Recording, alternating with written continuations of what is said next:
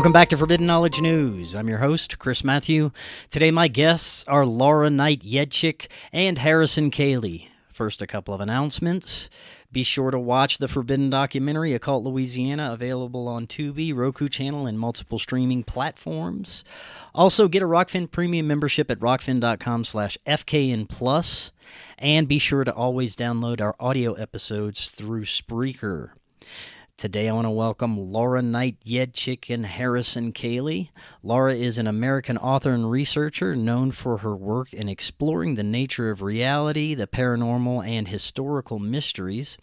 Harrison writes the Political Ponerology Substack, hosts the Mind Matters podcast, and is an editor for Red Pill Press. His interests range from psychology and philosophy to obscure spiritual traditions and parapsychology. Laura, Harrison, welcome. How y'all doing? I'm doing Excellent. real well. And everything is just fine. It's just been a little chilly here. Excellent. Well, welcome. I am looking forward to this discussion. Harrison, welcome. It's good to have you as well. Today we're going to share both of your research and what you call the Cassiopaea Experiment, and this involves channeling hyperdimensional beings. You've been conducting this research since the early 90s, and I'm really looking forward to learning all about it, sharing it with the audience, because I really resonate with a lot of the information that's come out of there. But this is your first time on. Before we get into this, introduce yourselves and tell us just a little bit about the work that you are currently doing. Well, how about you let Harrison introduce me, and I'll introduce Harrison, because I hate talking about myself. That works for me. Go for it, Harrison. Okay. All right, so all of this may or may not be true. We'll find out afterwards. So, Laura is probably most well known for being the author of several books, something like in the high teens last time I counted. It might be more. Who knows? She's probably got a few stored away on her computer hard drive somewhere. They just haven't seen the light of day. And so she's been writing books for what? Several decades, and her, like you said, this specific line of inquiry and practice started back in the early 90s, so she's been doing that for a few decades too, and even before that, there was a lot of lead up before she started doing, the experiment in channeling. So she's always been a huge reader, interested in all kinds of topics, and so her mind kind of goes in every direction, like whatever it's possible to be interested in, she's probably been interested in at one point or another. And once she gets into a topic, she reads everything there is to read about it and tries to understand it from all angles and to the greatest depth. So I'd say that's probably a decent introduction. Well, she's from Florida, so she's a Florida American girl and a mother. And so she's got a lot of life experience in various different areas of life, and that shows in her books, like especially in her autobiography, her memoir. Well, her autobiography and the Wave, which has a lot of her personal experiences in that which I think are some of the most page-turning portions, because she's led a very interesting life and had a lot of strange and interesting things happen over the years, and a lot of interactions with interesting people. So if you're interested in the paranormal or just really history or politics or anything, there's something in there to find in Laura's vast body of work. So how's that? Excellent. Sounds good to me. Great introduction. And Harrison's my research buddy.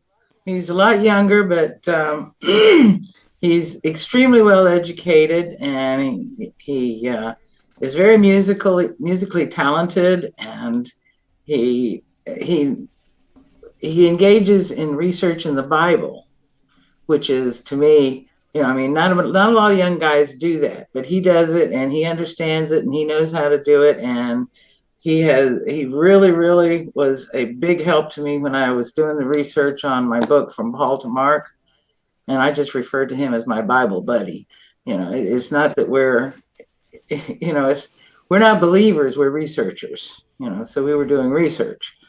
And he probably knows more about the Cassiopaean experiment at this point in time than even I do, because he has dug into it. He's written a whole series of articles that are on Substack, just getting ready to be turned into a book where he has really mined those transcripts for some of the most fascinating material that you can possibly imagine, and put it, juxtaposed it with material from whistleblowers, from other authors, from experiencers, and so on and so forth, so that you can see how it all fits together and how the Cassiopaean explanation for things actually turns out to be probably the most coherent and cogent explanation for what's going on in this world and in our reality, behind our reality, of anything I've ever read. So that, and he's from Canada, and so that's my intro of Harrison. Perfect. Tell us a little bit about the Cassiopaea experiment, and you can each add your own thoughts to what your involvement is with it, but we can start with you, Laura.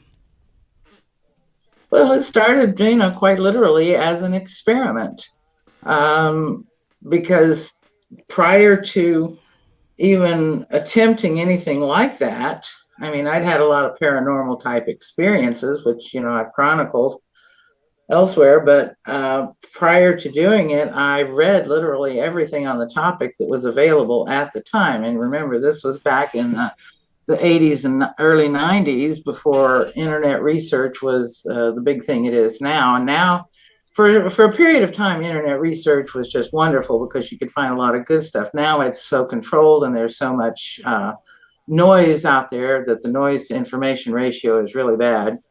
But I probably have in my collection of woo-woo books just about every channel book that was available up to that point in time, and I've purchased some since then, because I try to keep up on what's going on.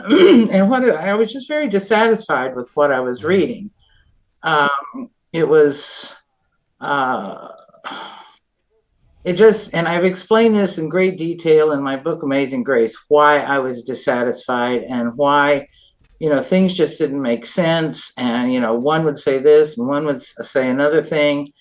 And if you go back into the old accounts of, say, mediumistic activities, where, great mediums like Eileen Garrett and Eusapia Palladino and so forth, and they were just essentially interacting with what you would call, we call humorously dead dudes. They were just interacting with so-called deceased entities, or even entities that had never incarnated. So there were all kinds of things out there. And then along came the UFO alien abduction phenomenon, and then suddenly people started channeling aliens or extraterrestrials of different sorts. And it all looked very suspicious to me, and it all struck me as very trite and easy, and you could you'd read a story about somebody, and I'm exaggerating on it slightly, but they sat down one day in their sunroom, and they put a tinfoil pyramid on their head, and suddenly the voice of some ancient astronaut started talking through them, and they started, spouting these platitudes. Now, the thing is that I read a lot, I research a lot, and very often, if not most of the time, I would read things in these channeled messages that I knew were wrong. I knew that they were, giving wrong information. They were giving wrong historical information. They were giving wrong physiological information. They were giving wrong medical information. They were giving, wrong psychological information, historical, political, so on and so forth. And I knew these to be facts because I'd researched these things rather deeply. So I said, surely there's, everybody has been thinking that there's something out there to communicate with for all of these centuries. I mean, this goes back to some of the ancient stories about Pythagoras, some of the even further back than that to things from the Sumerian tablets, where they were attempting to communicate with, the gods and so forth. So surely the idea that there is something worthwhile communicating with has its inception in some kind of truth. I mean, would so many people think it? But even that, you can't make that assumption. But you think that, well, if there is, maybe let me try how to go about trying to do this, how to contact this truly informative source that's not going to lie to you, and it's not going to give you a bunch of bull, and it's not going to be your own ego. It's not going to be a dead dude, who's kind of tapped into your brain and is passing itself off as an alien astronaut or Swami Beyondananda or whatever, because that happens a lot. And on that topic, I spent a lot of years doing hypnotherapy. So, and I got into at one point in time what they call spirit release therapy. So I knew that there were a lot of people who had a lot of attached entities that would talk through them and that would use their sensorium to, spout whatever their agenda was, and how easy it was to be fooled and deceived. And I'd even done some exorcisms. So I knew, up front, close and personal, what evil felt and tasted like. So, I had these experiences. So I says, well, okay, let me formulate a way to do this experiment so that it's truly experimental. This is not going to be, just somebody sitting down and, getting something in their head and spouting off whatever and saying, this is the truth because, I have said so, or my context said so, or whatever. Let's experiment. And that was why I settled on the dreaded spirit board as the best means of conducting an experiment. Because when you're conducting an experiment, you want to be fully conscious. You preferably will participate with other people utilizing this instrument, so that it's not like one person just sitting there moving something around with their fingers and automatic movements of their arm. There's kind of like, some controls in there.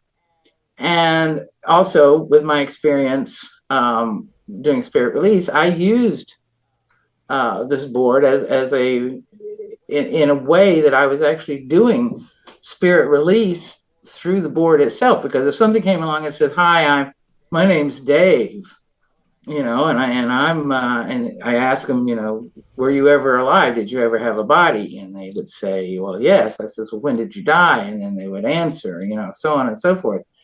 And then I would send them off to the light. And then somebody would come along and say, oh, I'm an alien from outer space. And then I start asking a series of questions and discover that it's just some kind of, woo-woo spirit that's, floating around trying to get a foothold somewhere. So you get rid of them. So if you're conscious, if you're experienced, if you know what you're doing, you can use a spirit board as a very, very effective tool, because you can send stuff away. It's a matter of mental blocking. And you also have the benefit of having multiple people. Usually have three, no less than two, but for a long time we had three people with their fingers on this little plastic disc at all times that the thing was moving. And you record every single thing that's said, both in the room by the people, but also, you have the recording of what the responses are. Of course, it spells it out one letter at a time. At this point in time, I think, we've done over 1 million letters at least. I'm not sure how many, but it's a lot. And that's how it kind of was born. And I started out having these meetings at my house on Saturday nights, and all the various people that I knew in the local metaphysical type community, or people, from hypnotherapy experiences, and would come, and I would sit with them, and we would try different combinations of people, and just seeing who works, what works. And we went through this for 2 years. 2 years. It was just experiment with, not much in the way of result. There was a lot of transcript from these experimental stages that were really pretty worthless. I mean, they're interesting. They're interesting to somebody who might be, doing something like that to compare to what kind of results they've gotten. But it wasn't worth much. And then one night, I don't even remember exactly. I've written about it in the Wave. I described it, pretty much in detail, closer to the time that it happened, which is now over 20, 30 years ago. 30? I guess it's 30 years ago now. So reading what I wrote in the Wave will get you closer to what happened than me trying to remember it right now. But there was an enormous explosion sound, a big boom over the top of my house. And, we're sitting there, got our fingers on the thing, and I'm saying, is anybody there? And you do that and you wait to see if the thing moves. And there was this big explosion over the top of the house. And I said, what the heck was that? We all jumped up, ran out through the kitchen to the back door, onto the back patio, and looking up, and it was a perfectly clear sky, stars, not a cloud anywhere, no sign of anything, nothing else. But the boom was really directly above the house, and the house, shook from it. So he says, well, that was weird. We went back in and we sat down, and all of a sudden it started moving. And that was the beginning of the Cassiopaean communication. And it just so happened that was also the time of the first impacts of the comet Shoemaker-Levy on the planet Jupiter, which was July 16, 1994. So it was all very interesting that it came together that way and began that way. So we just continued, and it got better, and it was very stiff and very difficult at the beginning, as though there was some kind of transducing problem, like the things didn't quite meet up.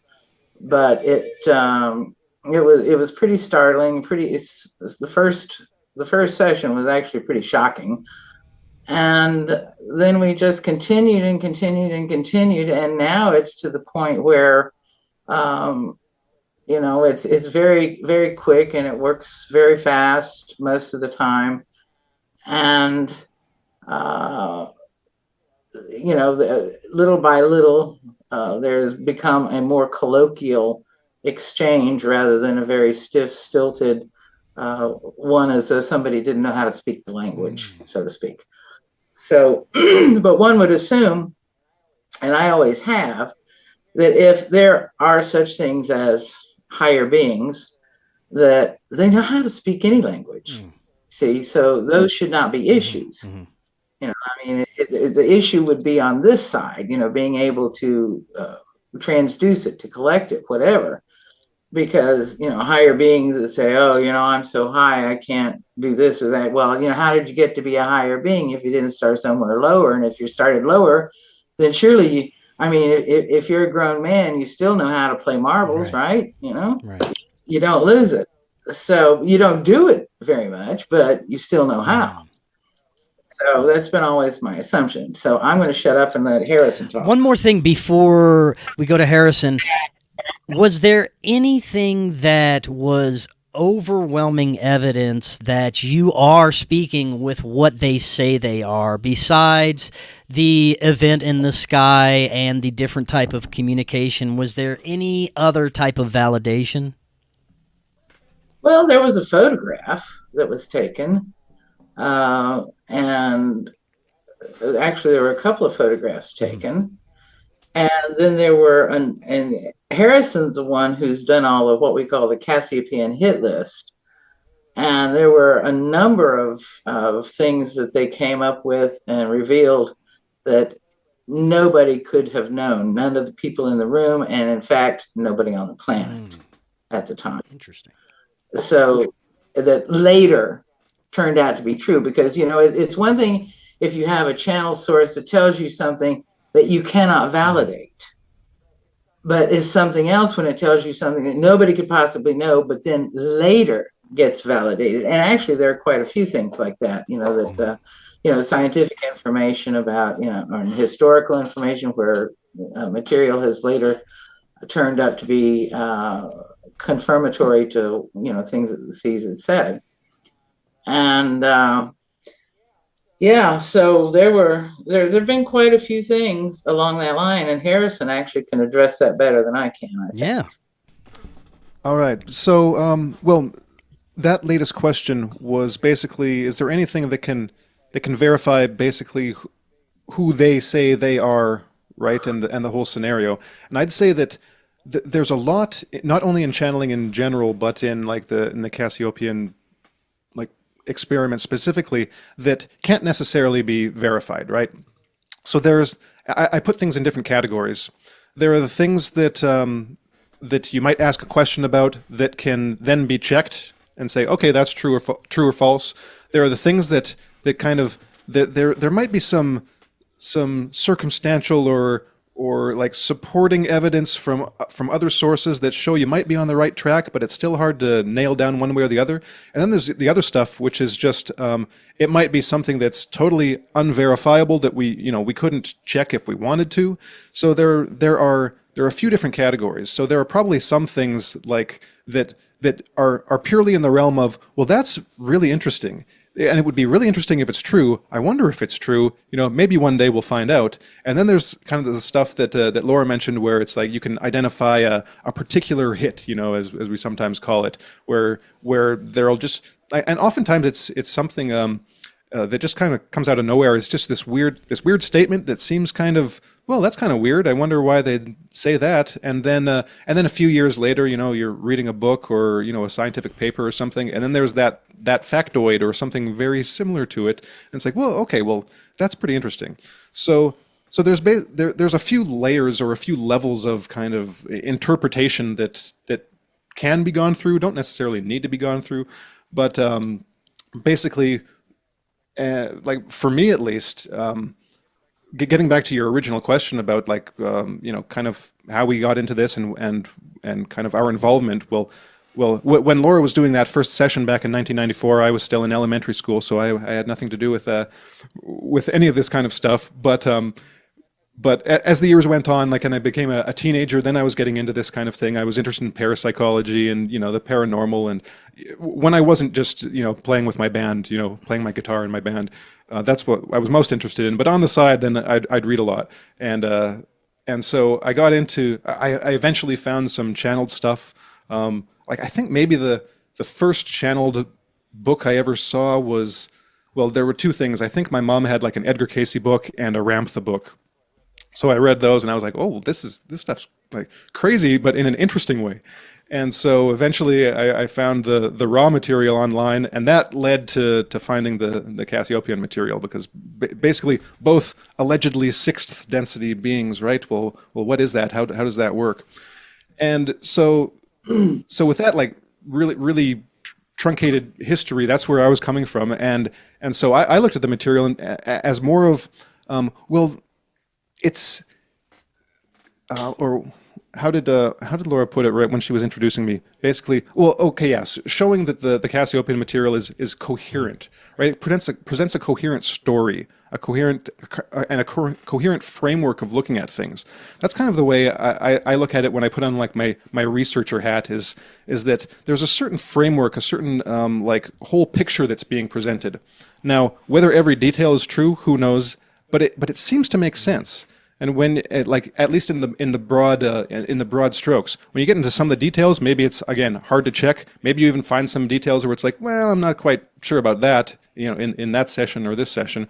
But when you kind of back up and look at it from a larger perspective, that's when it kind of seems to kind of fit together. At which point you're like, oh well, okay, that's interesting. That makes sense. That puts all of these other facts into a perspective that I never considered them before.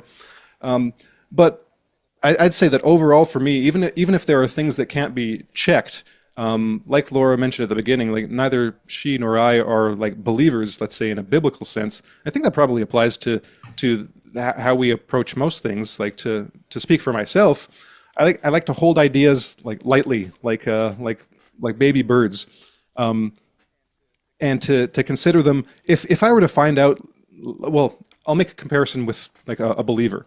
So believers often will take the Bible, let's say, and there's a whole bunch of facts.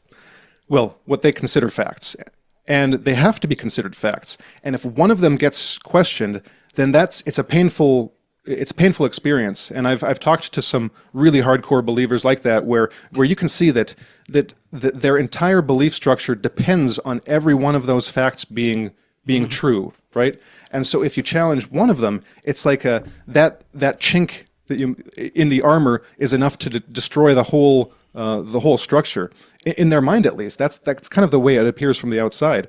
Whereas if you're holding ideas lightly, you can toss them around, and you're not really sure if they'll break or not, because they're little birds. They can fly away if they want to. But like, if any one idea is wrong, it's like, oh well, it looks like that was wrong, or oh wow, it looks like that was right. I mean, it's a lot more of what I consider a freer and funner way of looking at things, where it's more about the kind of like the joy of discovery, or even like in science, like the joy of disproving something.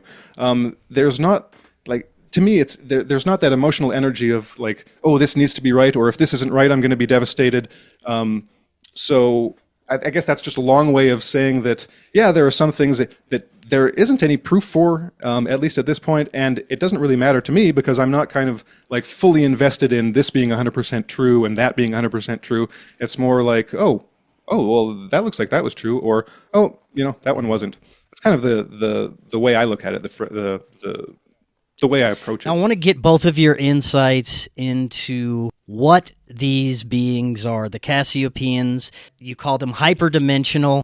There seems to be a lot of gray area and confusion when it comes to what these beings are, what we're really interacting with. And I'd love to get your thoughts into what they are. Well, the Cassiopaeans have said themselves, they have said several things. First of all, they said, we are you in the future. And that doesn't mean, you as in a total collectivity, but it doesn't mean a you as in a single individual either. It's more like a selection of individuals, of a certain frequency resonance, I suppose. And then they say they are humanoid light beings. That is, they look like they have a humanoid shape, but light structure.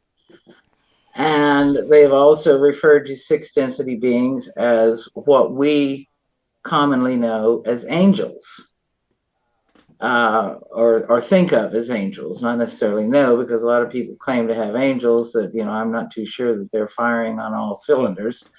But, they say that what we commonly refer to as angels or archangels are sixth density beings. So that's not strictly, usually when we use the term hyperdimensional, that gets into, technicalities, and there can be many dimensions. And I understand, according to the C's, that there are only 7 what they call densities. First density being like, primal matter, earth, minerals, rocks, that sort of thing. And then second density is any, really basic living things, starting with, amoebas right up through the animal kingdom. And then you switch over from the animal kingdom into human beings, and that's third density. And third density, of course, has a mix and a range and a spectrum of types of, human looking type beings, just like second density has, from amoebas to gorillas, or amoebas to elephants, or amoebas to, whatever. There's a range, there's a spectrum, and human beings apparently come in the same type of range of spectrums, and then fourth density, which we may assume, also has a spectrum from the lowest level to a higher level, is supposed to be the next density up. And according to the C's, it's paraphysical. It's partly physical, partly ethereal. In other words, you have a certain amount of control over your reality by way of your mind or your emotions. You can change your reality a lot easier than you can here, and here in our density, people are always talking about, create your own reality, but it doesn't really seem to work that way because our reality is a little bit more unforgiving, so to say. There are things that can be done, but they aren't usually very dramatic. And every once in a while, a dramatic thing does happen, but it's rather rare. There was, I reported on it in one of my books that there was some scientists who were going to experiment with this, changing physicality, mind over matter type of thing. And they had a bunch of experienced meditators, and they meditated on different things. And the ultimate outcome of their whole experience was that they managed to change a small sample of water, change the pH of the small sample of water. And that's the most they were able to do with intentional meditation. But at the same time, we know there are people like Padre Pio and others who have levitated. And we know that there are, absolute miracles of healing. And you look at somebody like Daniel Dunglass-Home and Eusapia Palladino and some of these other amazing physical mediums that could do things that were just unbelievable. So that there is something that's possible, but it's not commonly available to the average person. And that you create your own reality, people give people the wrong idea, I think, about it, because there are ways of creating your own reality, but they involve actually doing things in the reality itself in order to bring those changes about.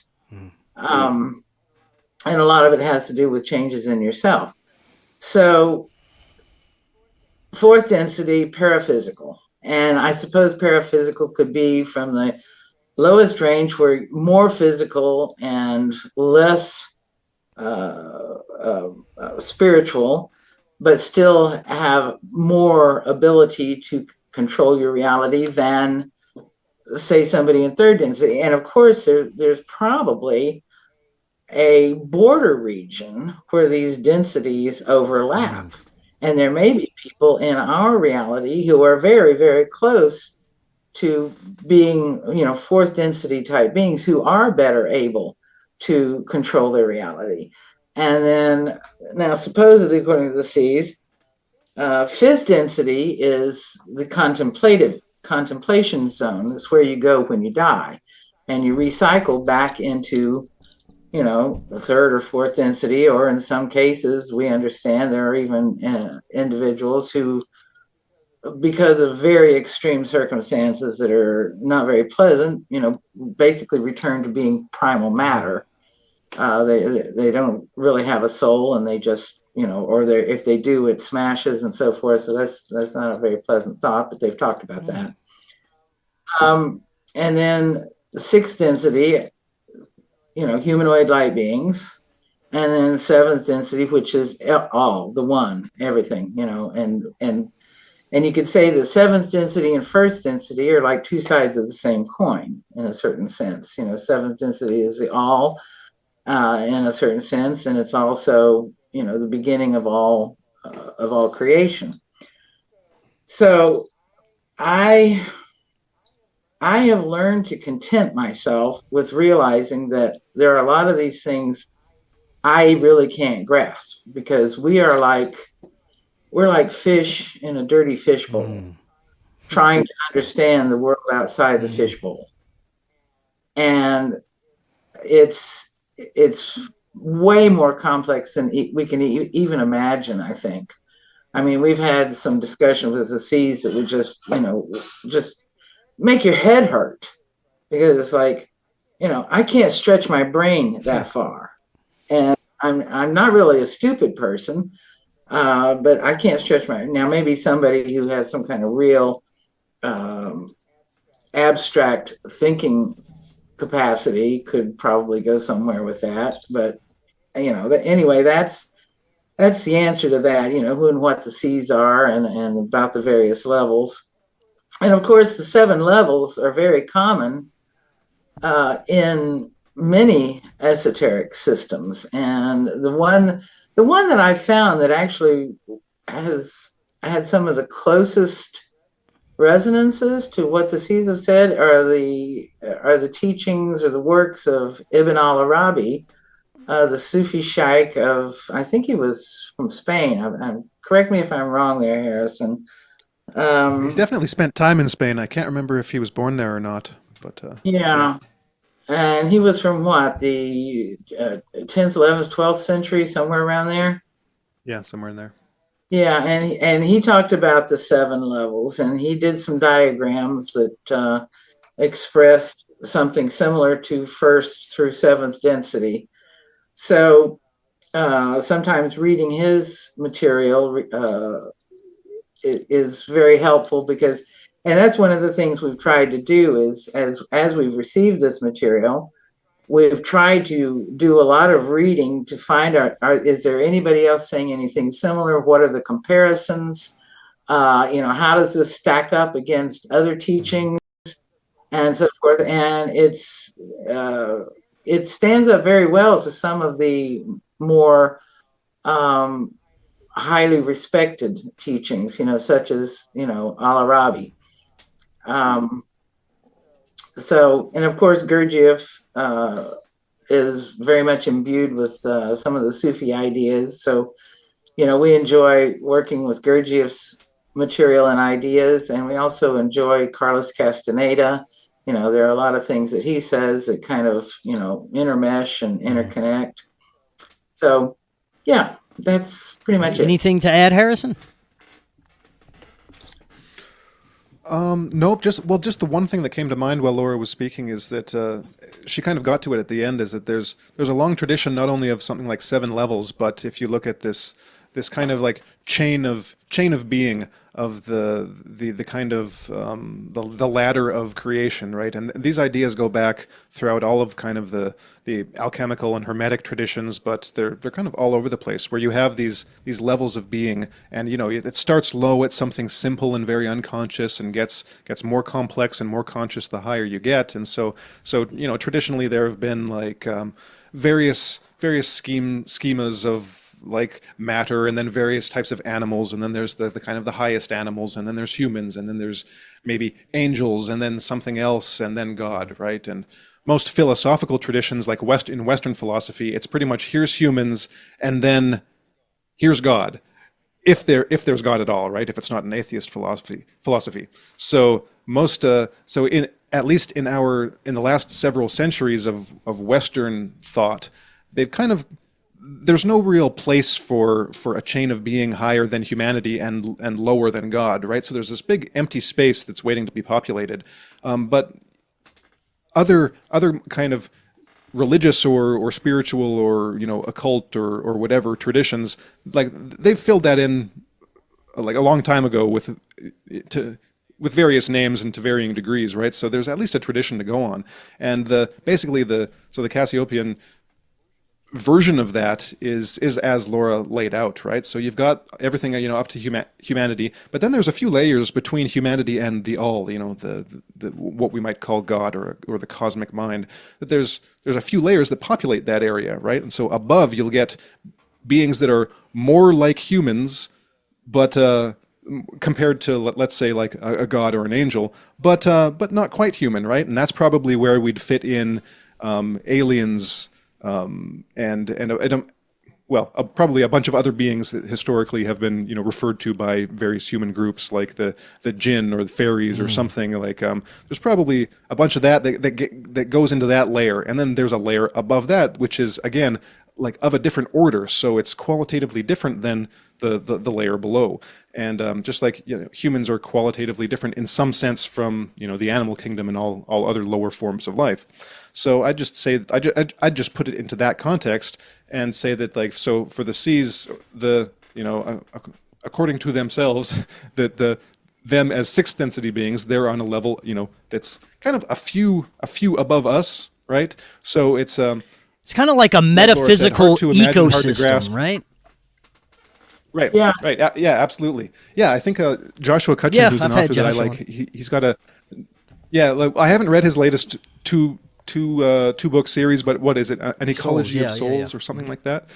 Right. So that's kind of what it's all about up there, and who knows, what it's really like. But at least according to the seas, they would be on the like non-physical level. So not like aliens that can kind of come into our dimension and grapple with us, but on the level of, if we were to perceive them, like Laura said, maybe light, but there's something non-physical, something almost like actual but potential about them. That's when we get into abstract and can kind of go in all kinds of directions, but hard to say.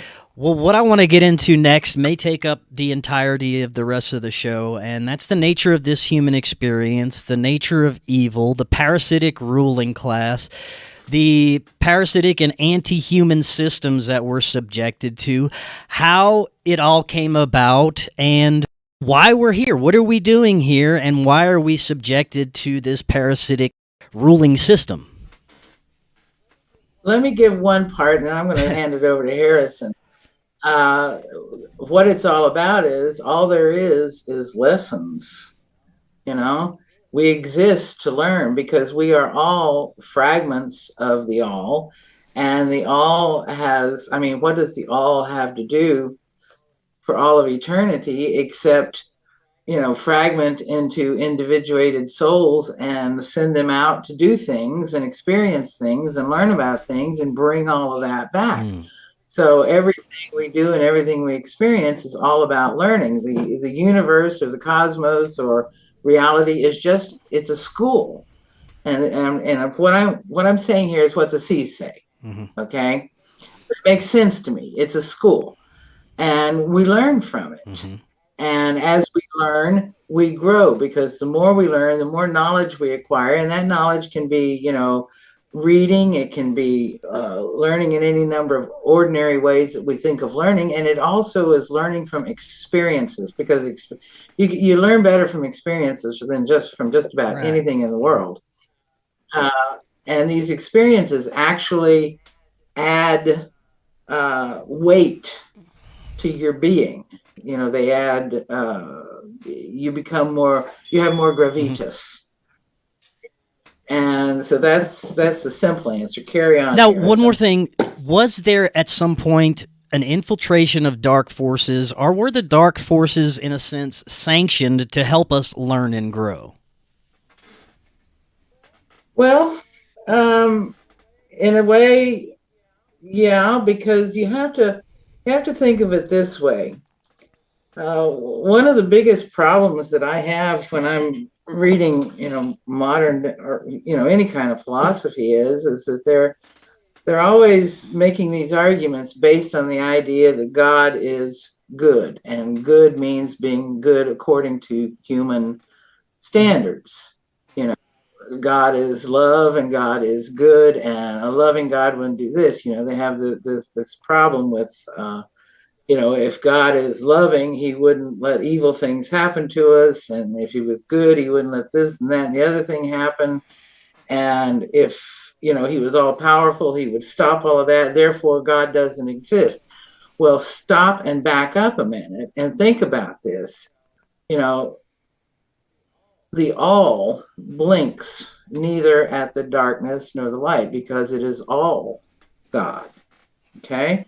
And there are even echoes of this in the Old and New Testament, because in the Old Testament, there's the meeting of the sons of God or the angels or whatever. And Satan one of the sons of God came before the Lord, and he says, well, see your servant Job, he's so righteous, he's so holy, but, he wouldn't be if you'd let me, torture him a little bit.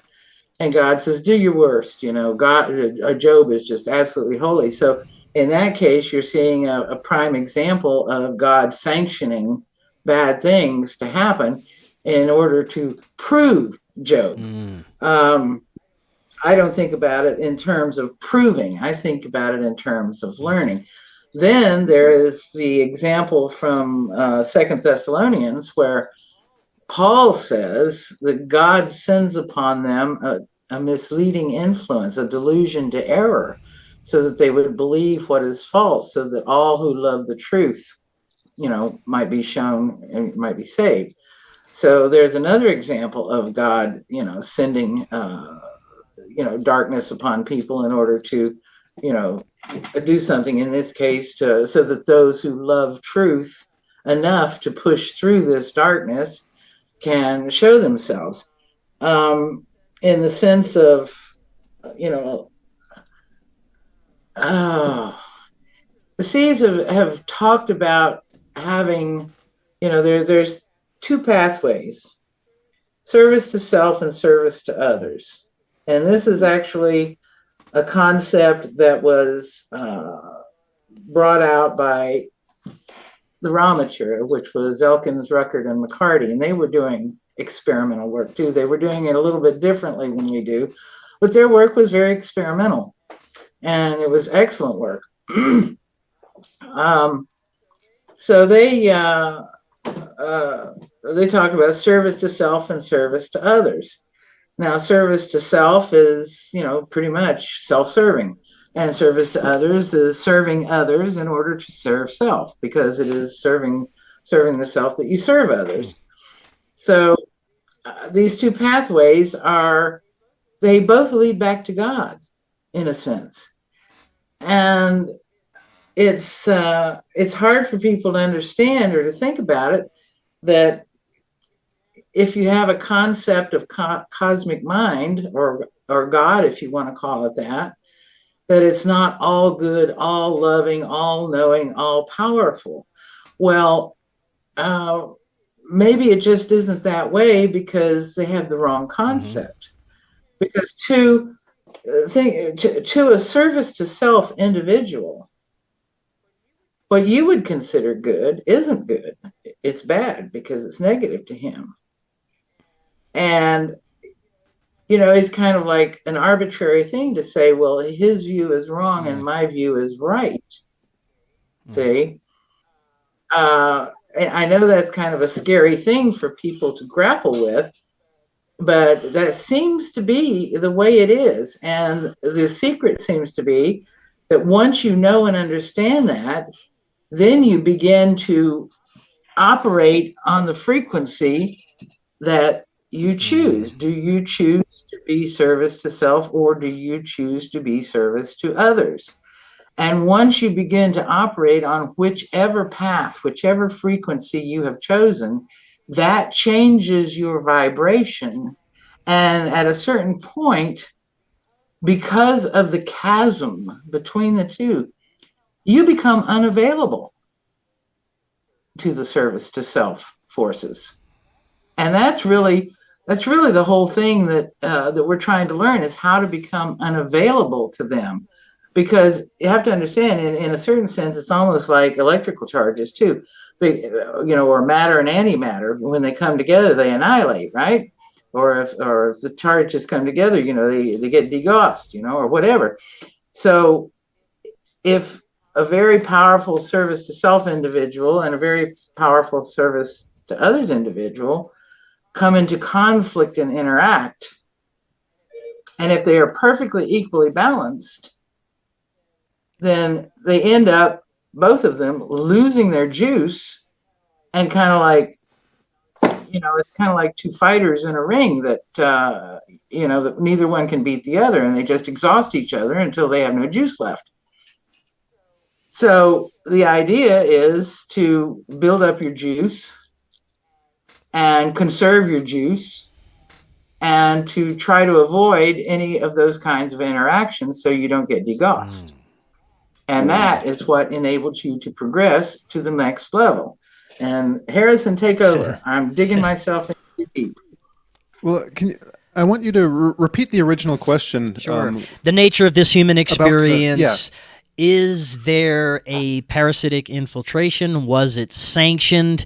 And how does everything lead us to the situation we are now? Okay. Well, I want to ask ask you. So, what exactly do you mean by a parasitic infiltration? So there's some that believe that I want to see what level you're thinking there, on. and this isn't my personal outlook on things, but there's many guests that I have that believe that there was some sort of metaphysical or spiritual infiltration by these negative intelligences into our consciousness field, and it, in a sense, caused this programming of humanity that perpetuates evil behavior.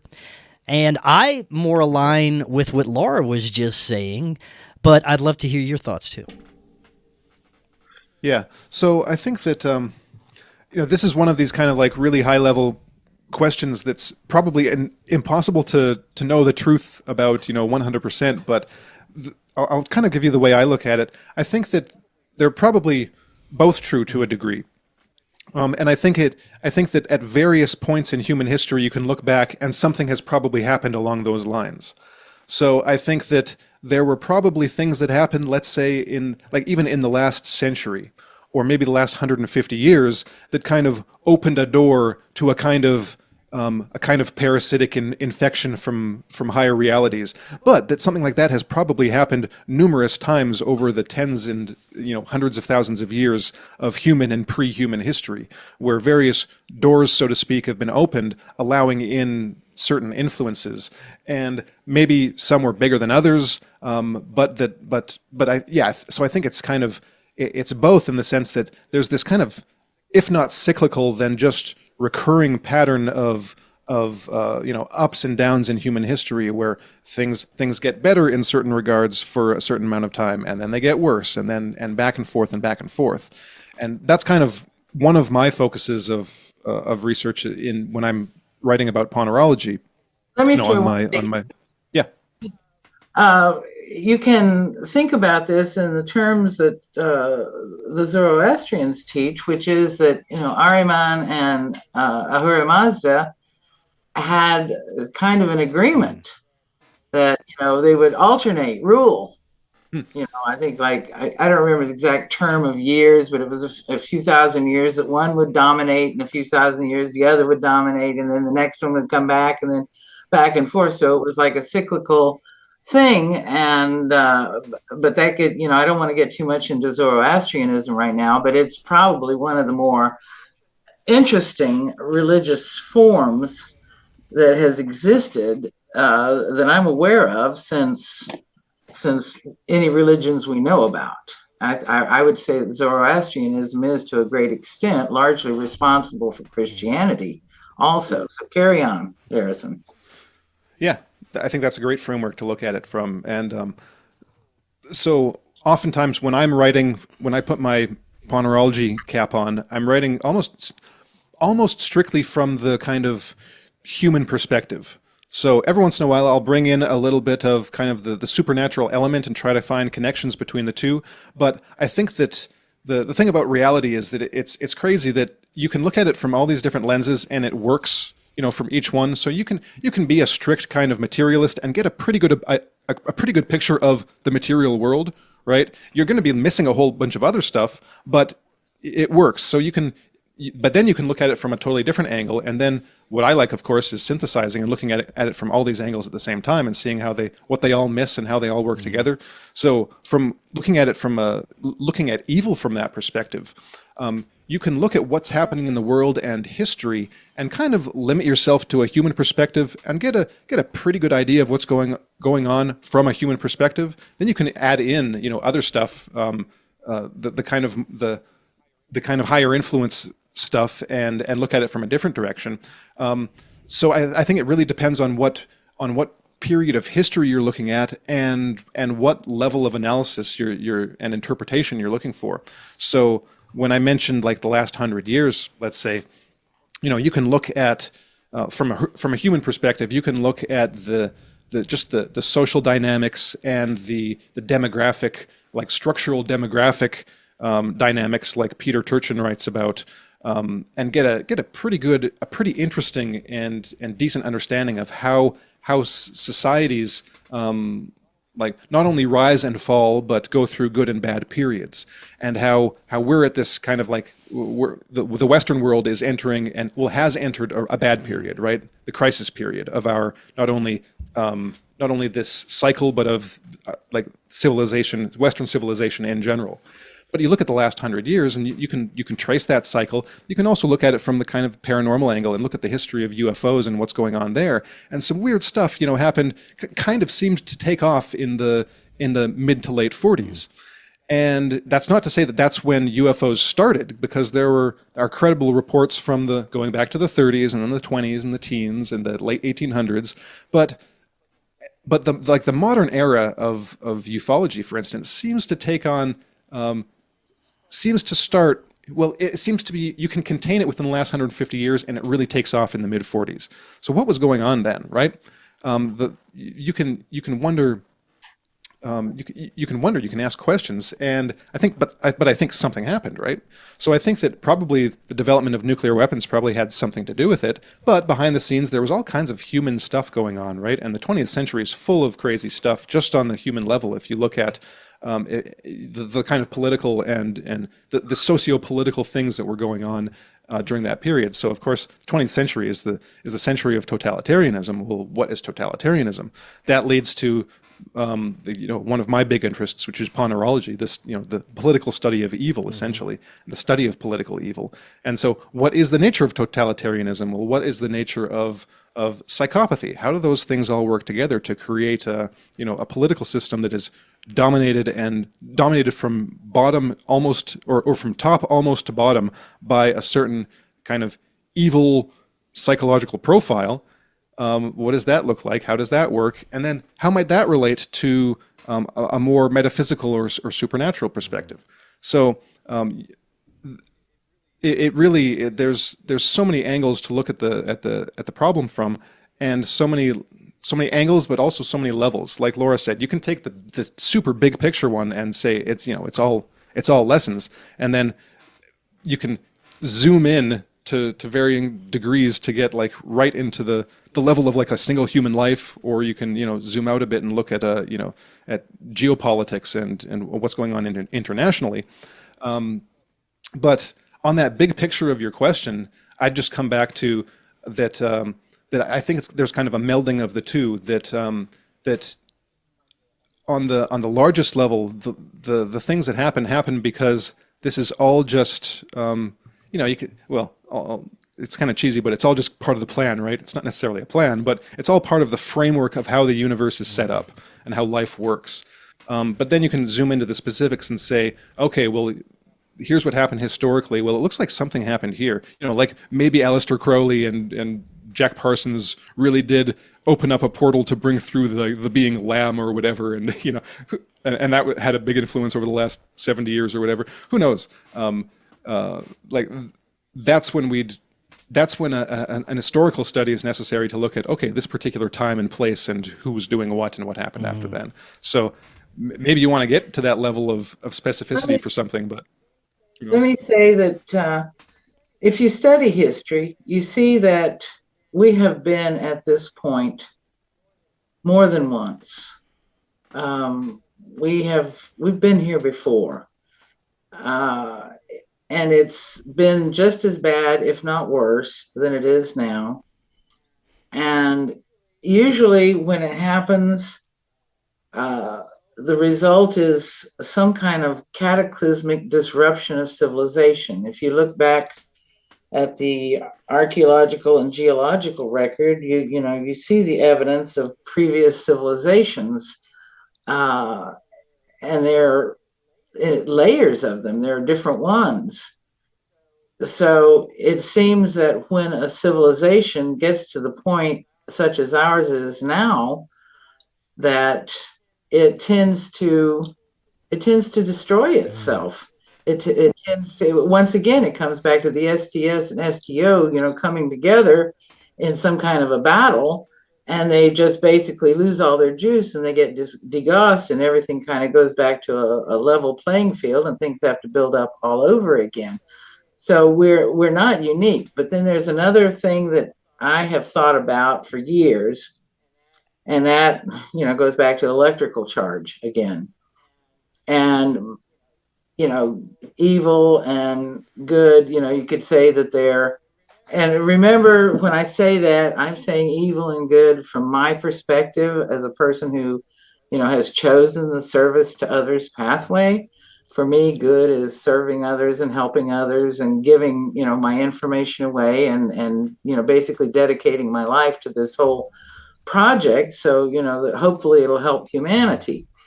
But that's not necessarily the perspective of a service to others individual who just wants to subsume everything and everybody to itself. So having said that, there's this electrical charge thing, and the C's have said that it's all about balance, and the universe is always seeking balance. And when it gets unbalanced, then things happen, and they happen as a natural course of events that bring things back into balance. And that is so that, positive living or positive individuals, service to others individuals would be like a positive charge, and service to self individuals would be like a negative charge. Well, we can see that we are building up a really, really big negative electrical charge on this planet right now from the service to others perspective. I mean, it's a really,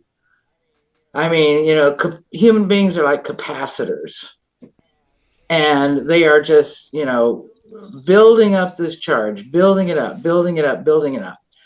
And my thought is that this has an effect on our cosmic environment, our sun, the other planets in our solar system, even the universe at large, possibly, because we are building up this really powerful negative electric charge. And when you have a powerful negative electric charge, what generally happens? There is an event that causes a discharge. And so the way I'm looking at things right now is that we are building this negative charge because we are in the preparatory stages for a big discharge. Now, will that be cataclysmic? Probably. Will it be the end of the world? Probably not. I mean, the previous civilizations coming and going is kind of evidence that this happens at periodic intervals. And if you look at, for example, ancient Rome, look at the reign of say, Nero, and the absolute filth and the disgusting things that were going on at that time. And then some of the later emperors, there were just, things were so filthy and so disgusting that, things that are happening today are just comparative. You just say, oh, yeah, I've seen this before. And if you think about it that way, and then you think about what happened to Rome in 540 AD. And come on, it was buried under 9 meters of, seafloor stuff. They had to excavate Rome. So we're building up a charge. It's part of the natural cycle of things.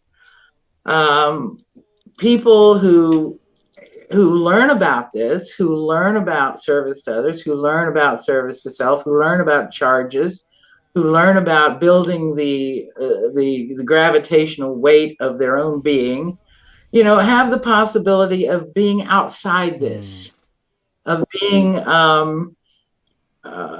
not necessarily sucked into all of this. We still exist on the same planet with everybody who's going through all of this sort of thing, but it is possible to have it not affect you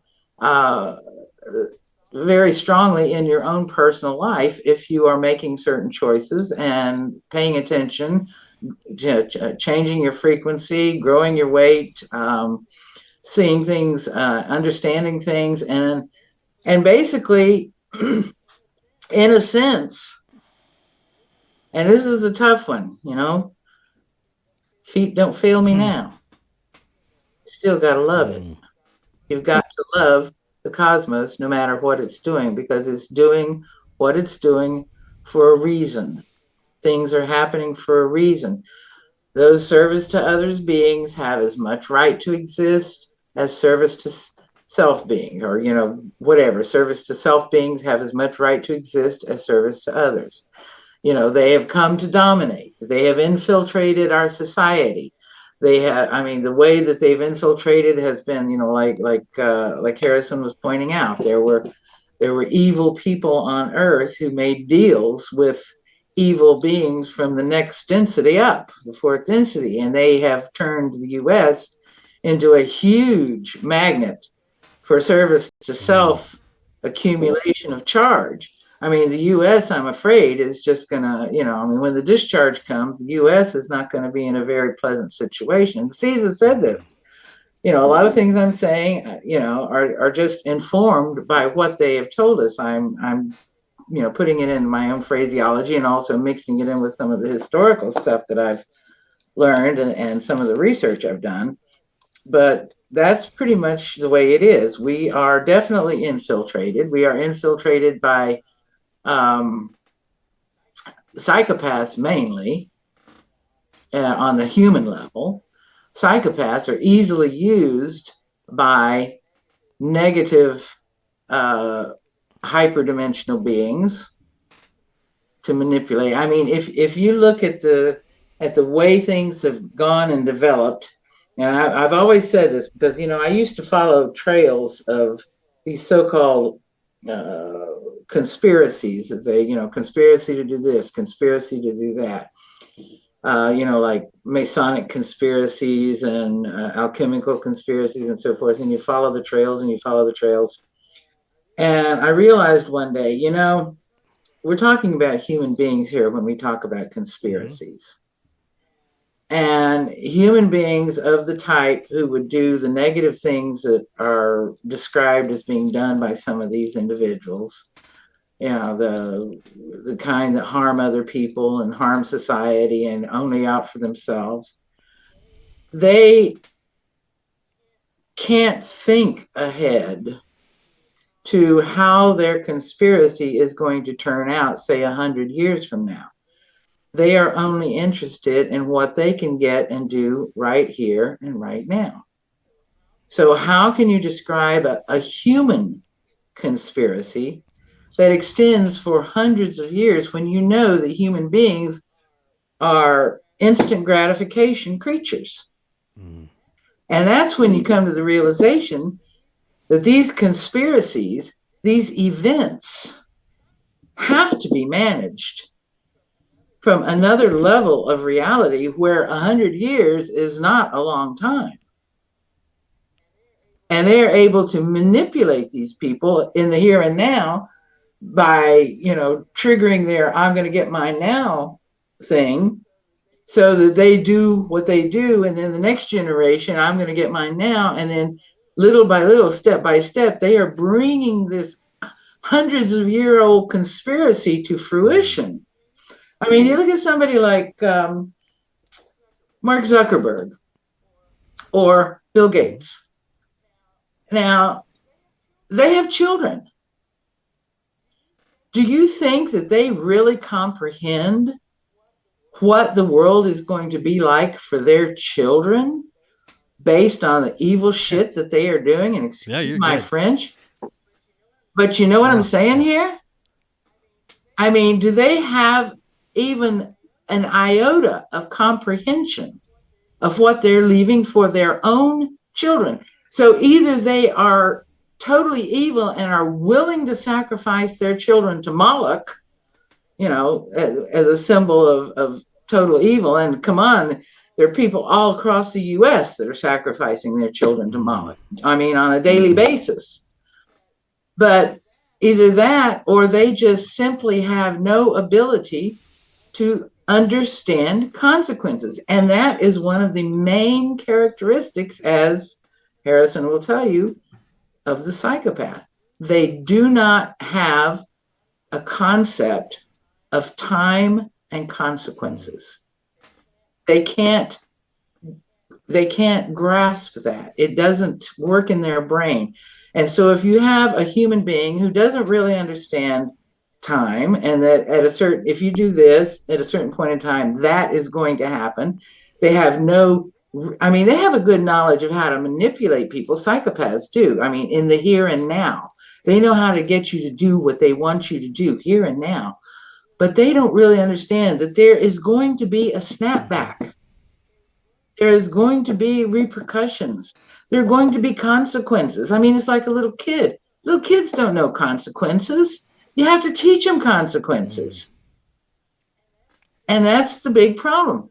So yeah, there's been an infiltration. It comes from various sources and angles, and depending upon which perspective you take and to look at it, it's either just the natural order of the universe, balancing, going back and forth, or from the next level down, it's these evil ultra-terrestrials or hyperdimensionals who are controlling humanity, bringing some kind of evil plan into fruition where they're going to, get rid of 75% or 98% of the planet's population and take over the planet once it transitions into fourth density.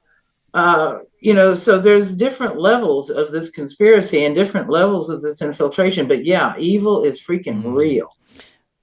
And, from our point of view here in third density, even though I have said we must love the cosmos because it is what it is and it does what it does. Yeah. At our level, we don't have to love evil and we don't have to turn the other cheek. Excellent. We have just a couple of minutes left. Harrison, Laura, is there any final thoughts that you'd like to leave the audience with today? Go for it, Harrison. Ooh, that's tough. Not really. I guess at this point, unless you come up with we'll definitely have to do this again because we just scratched the surface on a lot of this stuff. Yeah. Maybe we could end on, if you have hope that we could redivert the trajectory that we're on collectively by becoming more aware of these things. A lot of people I talk to talk about this mass awakening that we're experiencing on the planet, that people are becoming aware of the darkness, which I have witnessed firsthand, but to what degree, to what scale, how many people are actually becoming aware, I don't know. It's hard to tell. We're kind of in echo chambers here on the internet. We interact with what the algorithm allows us to interact with, and we're only going to be able to tell that if we actually walk outside our homes and talk to people across the planet. So it becomes difficult to gauge, but maybe we could end with that. How do you think everything is unfolding? Let me just say this. We got into this mess by a group choice. That is, all humanity made a choice to enter into third density to experience this world.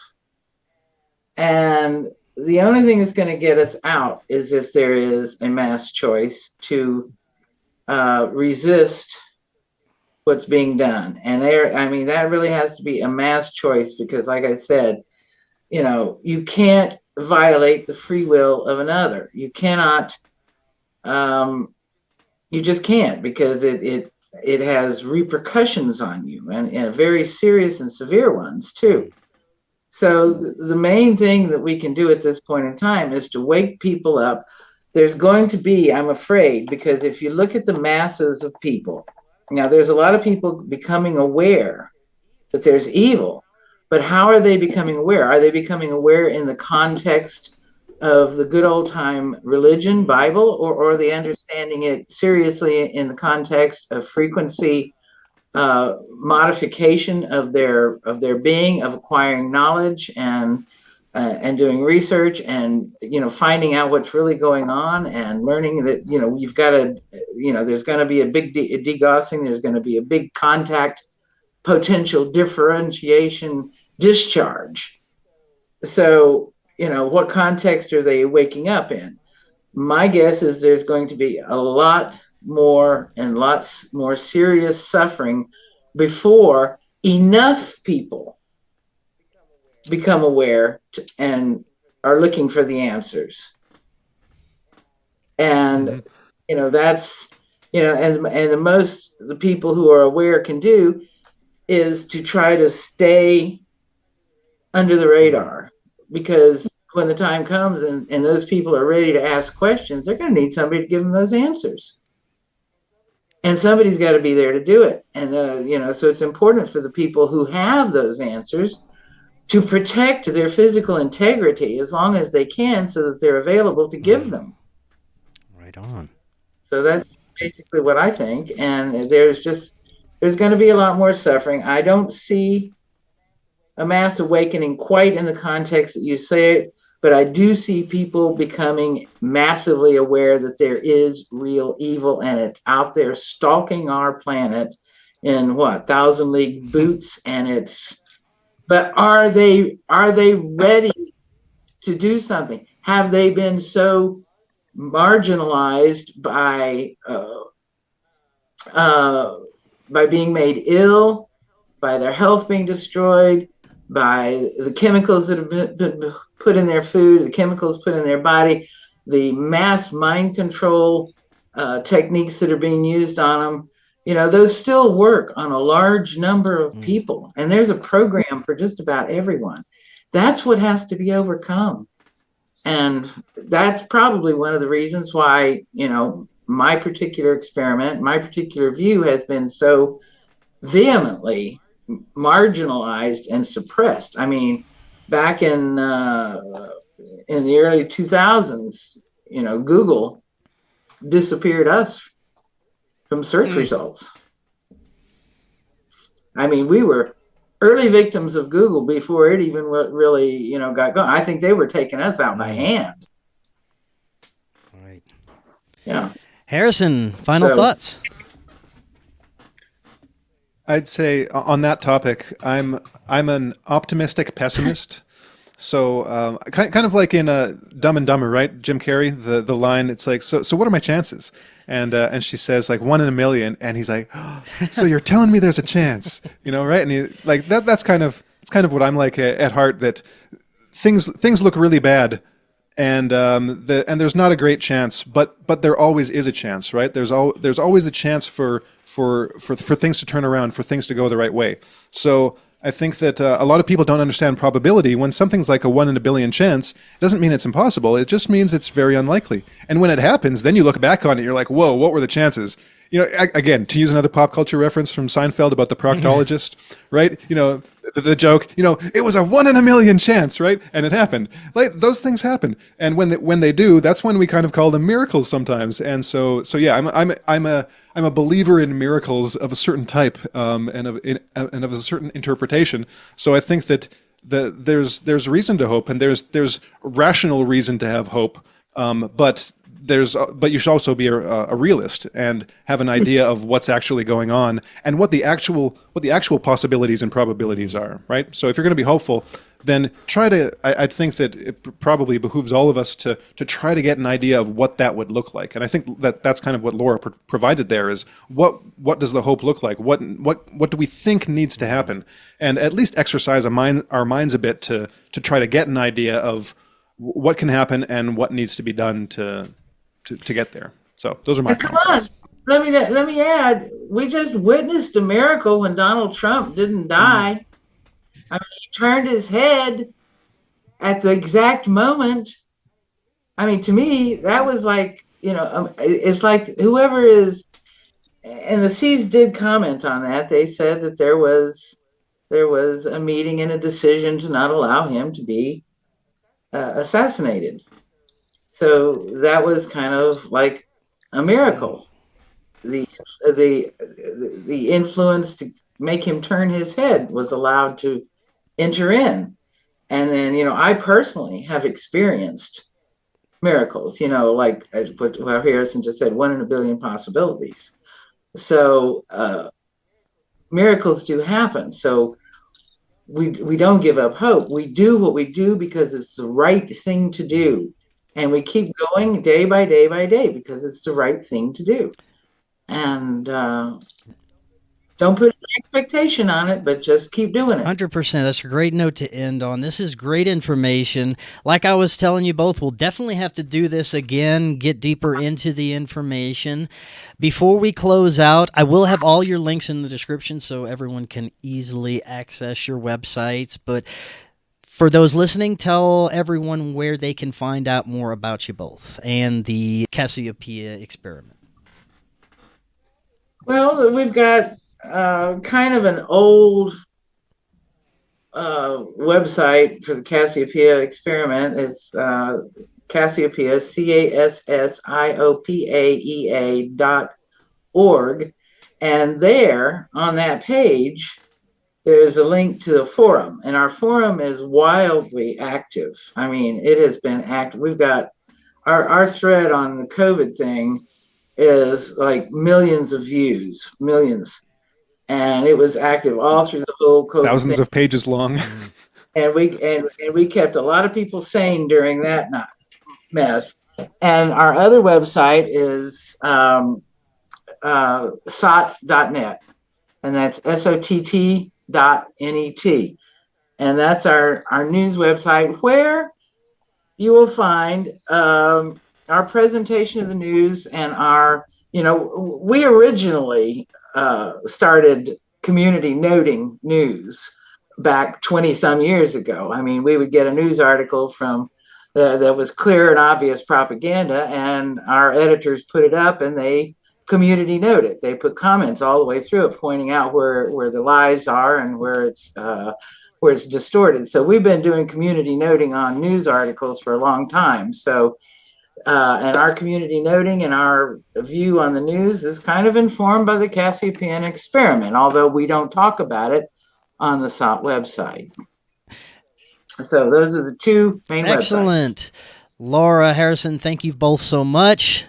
Can't wait to talk again in the future. And until next time, everyone, have a wonderful evening. We will be talking again tomorrow, and we'll see y'all then.